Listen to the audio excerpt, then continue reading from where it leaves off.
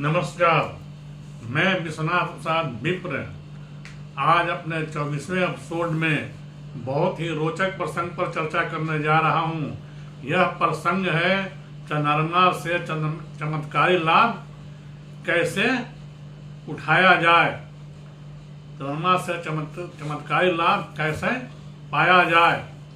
इसके पहले मैंने 21वें एपिसोड में चर्चा किया था चंद्रमा का चमत्कार, जिसमें मैंने बताया था कि कैसे शुभ चंद्रमा चमत्कारिक फल देता है, जीवन को सफल बनाता है, जीवन में जो पाना चाहता है वह मिल जाता है।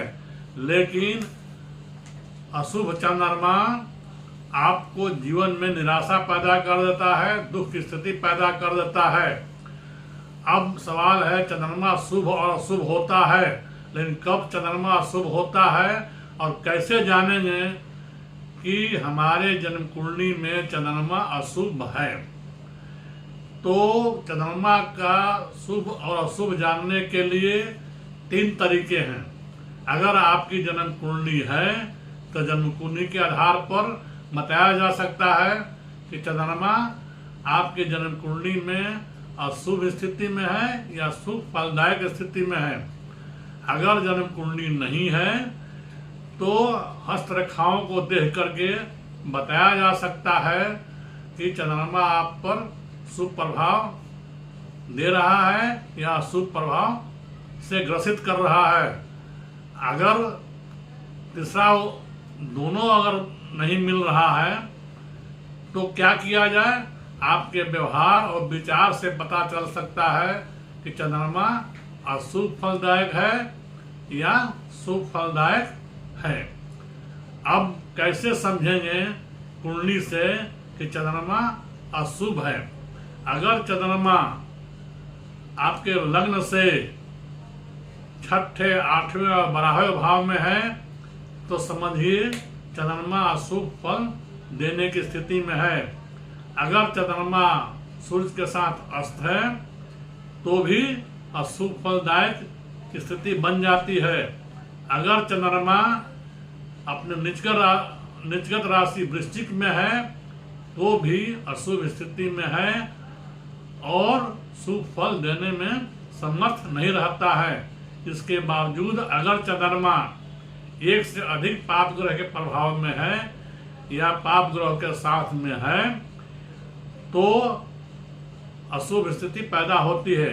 इस अशुभ स्थिति को एक ही ग्रह दूर कर सकता है, वह बृहस्पति की दृष्टि या बृहस्पति के साथ हो तब।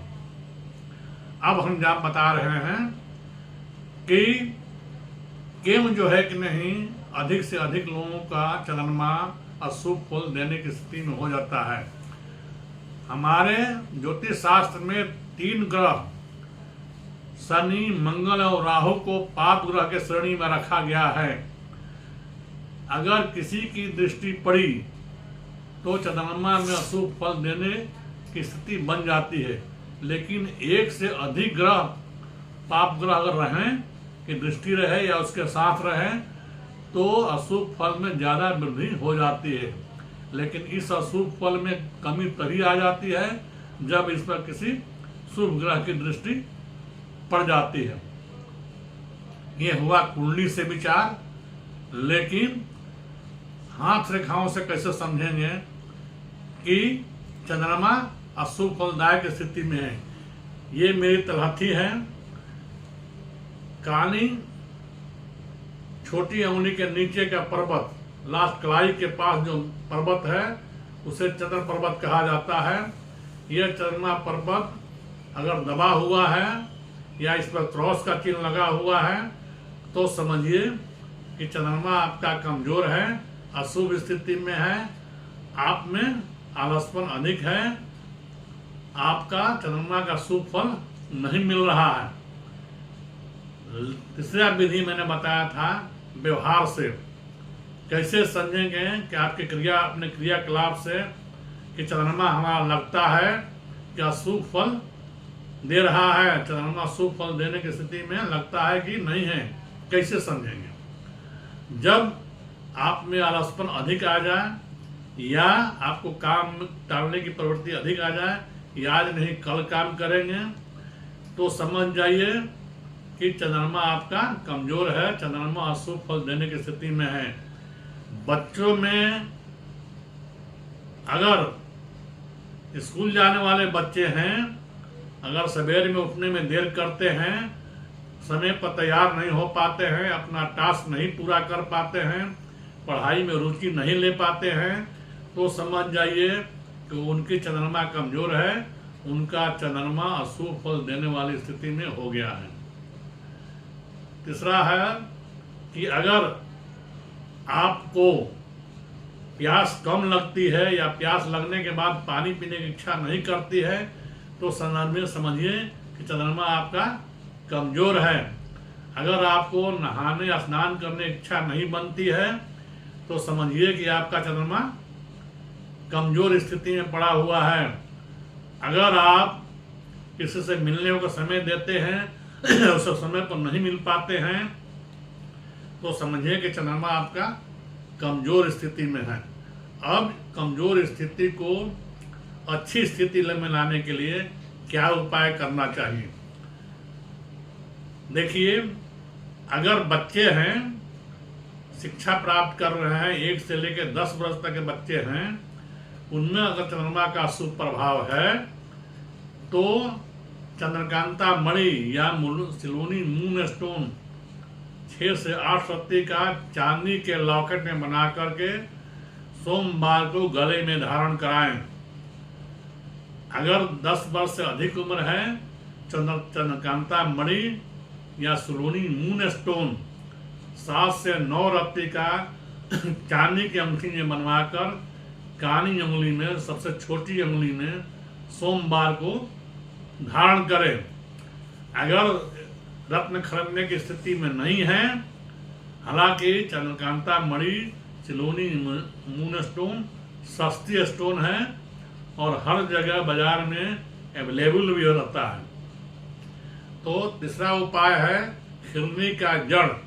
खिरनी का जड़ सफेद धागे में बांधकर सोमवार को कमर में बांधें। तीसरा उपाय है